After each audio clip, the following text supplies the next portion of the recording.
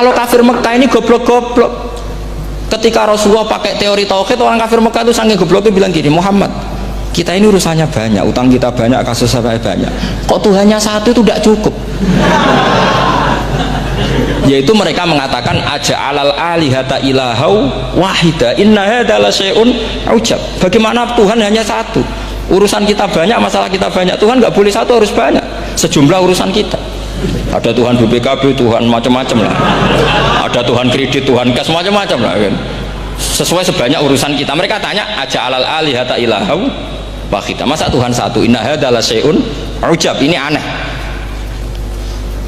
Tapi Rasulullah dengan sabarnya, kalau yang seperti ini Allah menjelaskannya beda dengan yang pertama. Karena tadi orang kafir itu bisa min ahlil kitab, bisa wal musyrikin. Lam yakunil ladzina kafaru min ahlil kitab, ada yang wal musyrikin. Semuanya ini tidak pernah munfakina hatta ta'tiyahumul bayyinah. Mereka tidak pernah tercerabut dari pikiran mereka, dari mainstream mereka, sampai ada bayyinah. Bayyinah itu kejelasan kebenaran atau benar yang begitu jelas. Itu siapa? Rasulun minallah yatslu suhufam mutahhar. Akhirnya Nabi sabar. Saking sabarnya Nabi itu ngomong gini, ya di khalayak umum, mukhatamnya ya kafir semua. Hei saudara-saudara kami suku Quraisy, kita ini sebangsa. Nabi tanya, Muhammad, ajaran kami itu benar karena kamu itu orang yang kita percaya, tapi kali ini Anda aneh karena ngajak satu Tuhan. Itu tidak mungkin, urusan kita banyak, satu Tuhan juga mungkin, Tuhan harus banyak. Kita punya 3 aja kurang banyak kan, banyak punya Lata, Uzza, Hubal. Rasulullah dengan sabarnya ngendikan gini, hei kaumku, kalau kamu jadi pembantu, jadi buruh, senang mana punya majikan banyak sama majikan satu. Kalau majikannya banyak, itu perintahnya beda-beda, seleranya beda. Semua harus kamu lakoni, semua harus kamu taklui karena kamu harus nurut. Wah ya repot mat kalau di majikan banyak, oh ngerepoti mesti. Rasulullah tinggal nimpali, Tuhan kamu itu majikan kamu, kalau Tuhannya banyak, perintahnya ya banyak, seleranya beda-beda. Kamu bingung nggak? Wah ya bingung mat, ya sudahlah mat satu aja. Akhirnya mereka masuk Islam. Nah itu disebut Nabi itu fatona, punya kecerdasan artikulatif. Kalau menjelaskan itu masuk akal. Jadi artinya gini, kalau kamu ngaji ulumul Quran, kamu harus tahu ini khitab ke kafir. Kafir yang mana? Ahli kitab atau kafir yang musyrik? Nah sekarang tidak tahu lagi, pokoknya kafir. Makanya kalau orang berdebat mereka itu tidak goblok menewak. Makanya sama tidak usah ketularan goblok, sing pun gimpun sing goblok itu usah ditambahi mun kathah dan ini pun.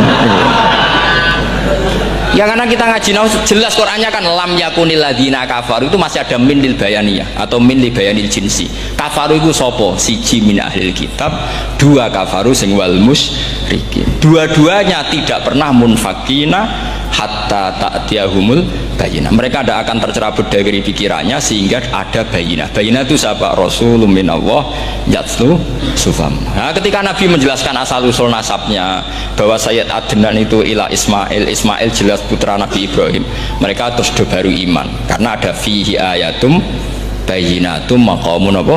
Ibrahim. Khawatir saya nanti kalau santri-santri tidak pinter ilmu terus pilihannya ilmu kayak Abu Nawas, jalan pintas tadi. Karena belajar falak jelimet, belajar faraid apa? Jelimet, ada aul, ada roh, terus semua ada masalah yang ruwet-ruwet terus. Akhirnya mau olah bicara. Nah, ini musibah, inna lillahi wa inna ilaihi raji'un. Itu tidak boleh. Quran tidak mengajarkan itu. Quran tetap mengajarkan ilmu meskipun ada nilai seninya. Terus kedua uniknya Quran itu begini. Setelah dipikir itu nyata-nyata lebih detail. Misalnya begini, ketika Allah mencontohkan ba'udah itu nyamuk, itu orang-orang kafir itu bilang gini, ya Muhammad, Tuhan Anda kehilangan stok ilmiah sehingga contoh itu enggak yang dahsyat tapi sekedar nyamuk. Wong nyamuk kok digawe contoh. Ya contoh itu dinosaurus, tak jerapah, tak apalah yang keren itu. Mau contoh apa? Nyamuk. Terus Allah menjelaskan innallaha la yastahyi ayat driban apa masalam ma, contoh apa saja itu ditafsiri ba'udotan fama fokoh, entah itu nyamuk fama fokoh atau yang di atasnya nyamuk, maksudnya di atasnya itu filkilah atau fisihor atau yang di atas nyamuk yang lebih kecil ketimbang nyamuk. Sekarang saya contohkan kata Rasulullah, contoh yang kecil saja. nggak usah bikin nyawa, nggak usah, itu terlalu mustahil. Seorang pemahat patung, terus kamu pesen, Pak aku gaekno patung gajah, mesti muni sanggup. Pak gaekno patung gajah ukurannya ya semestinya gajah, oke. Tapi Pak aku gaekno patung nyamuk, ukurannya ya sak nyamuk, kira-kira sanggup apa enggak? Artinya ketika Allah gawe nyamuk itu lebih sulit ketimbang gawe gajah apa lebih mudah? Lebih sulit.